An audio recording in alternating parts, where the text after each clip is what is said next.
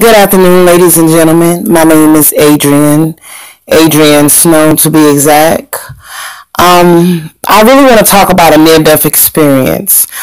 At first, I used to be scared of death, but now I know that there is a beautiful place beyond this world. So I want to talk briefly about a near-death experience that I experienced. Okay? So I'm new to this YouTube thing, so I'm trying to do this. I actually work for AT&T, and me and this lady was on the phone actually having a conversation about it where she had lost her mother, and I was just telling her some things, and she told me how beautiful her mom said that the afterlife was. So I kind of filled in that void for her. So let's go on with my story. Okay, this particular night, I was very much depressed. I actually lost a boyfriend about 4 years ago to a pool game where they actually killed him because he won the game. So I haven't dated anyone. I just was by myself for about 4 years. So I finally found this guy that I started dealing with, and I fell in love with him, but he wasn't feeling the same way. And he broke it down to me this particular night, and it hurt me. So I went and got me a half a liter of Bacardi rum. I put it in the refrigerator, with actually the freezer, to make it cold. So the colder it is, the less it burns. So I was so depressed this night. I took me a bath. After I took the bath, I went and got the bottle of rum, took it to my bedroom, and I took it to my head as if I was drinking a liter of water. I started feeling real bad to the point where I just wanted to pass out. My heart was racing fast. I was washed down in sweat. I was scared. But as I sat on my bed, it's like I laid on my bed. I don't even remember passing out. I don't even remember falling asleep. I don't remember anything. All I remember was waking up.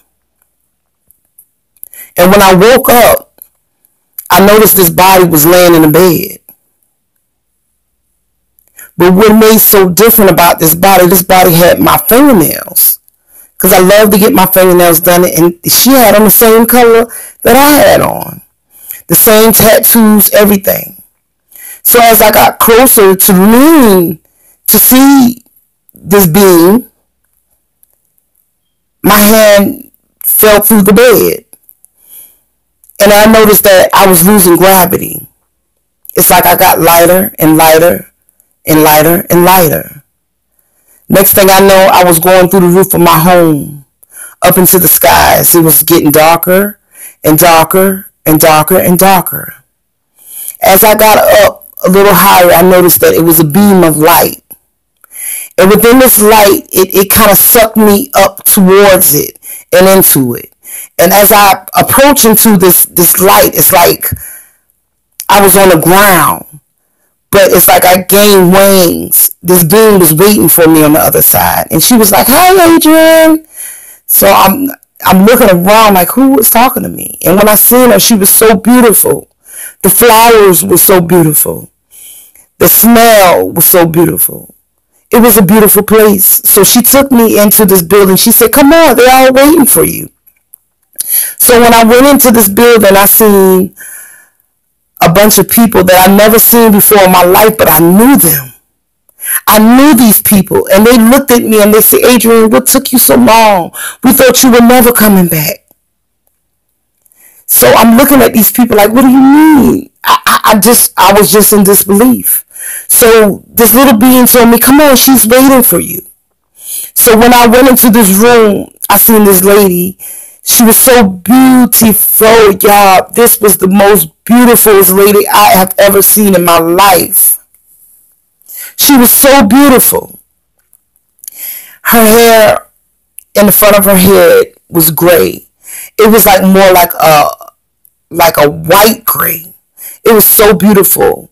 And her face, her skin, her eyes were so beautiful. I have never in my life experienced anything like this. And she said, my child, you cannot stay. You got to go back. It's not your time. And I said, I don't want to go back. It's beautiful here. The love that I feel here, I don't feel that when I'm back in earth. I don't feel that. So she said, it's not your time. Your contract, baby, is not up. So you got to go back. So I begged her, please. I didn't want to go back. I didn't want to go back. So she laid me on this table. And it's like she did something to my body. And she said, now my child, you have to go back.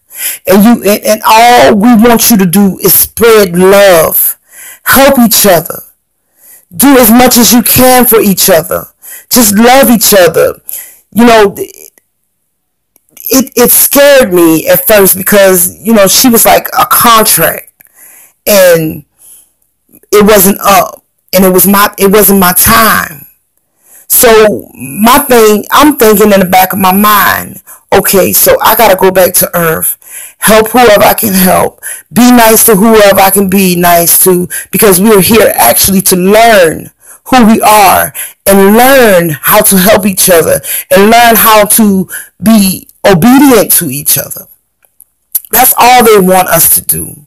So when she finished doing what she had to do with me, she walked me down an aisle and back to the entrance where I came from, where everybody out there was like waiting for me. So when I walk into the room this time, everybody was screaming and yelling, oh, Adrian, we love you.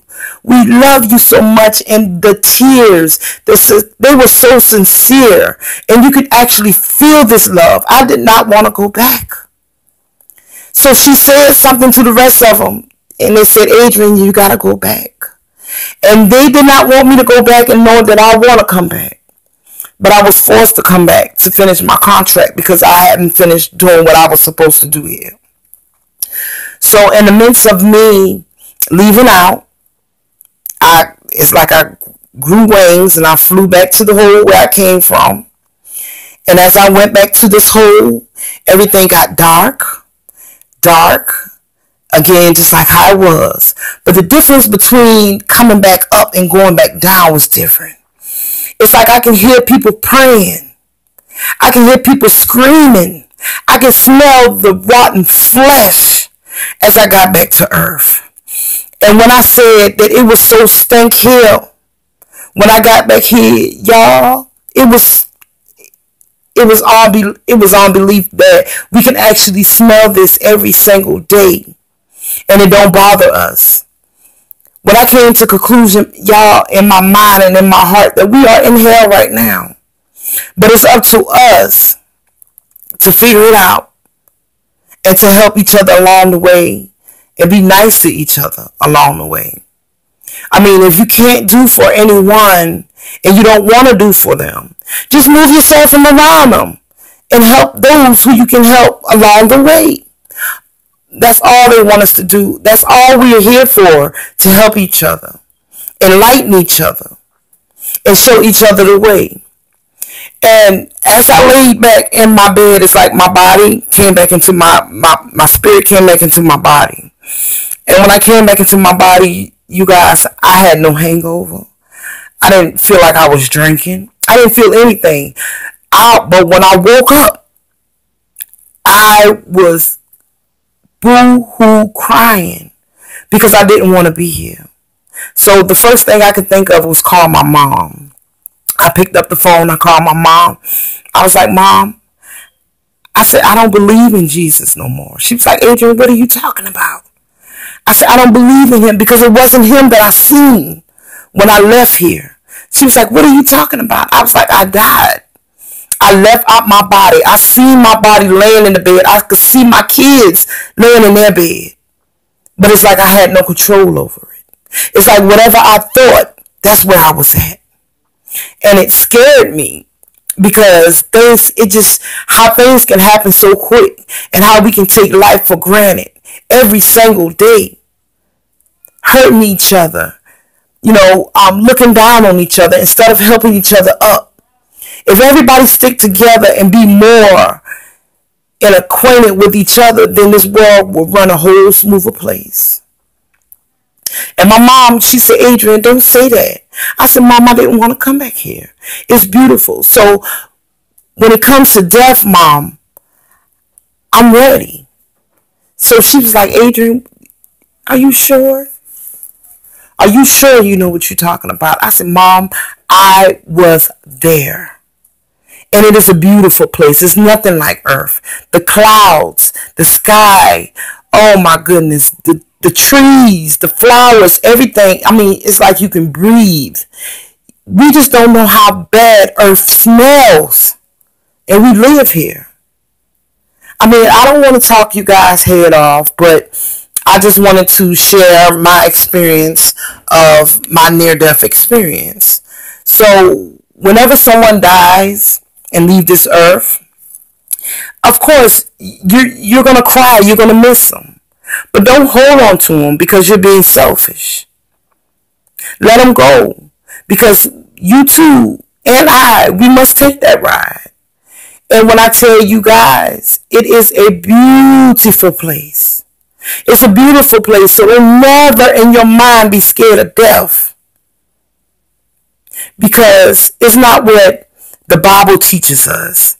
It's not what the preachers teaches us.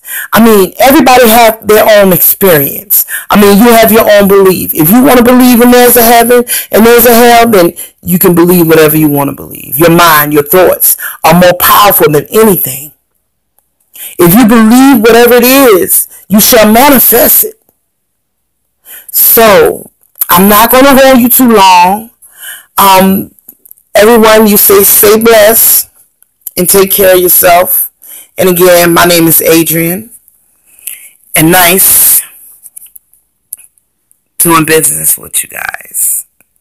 Peace out.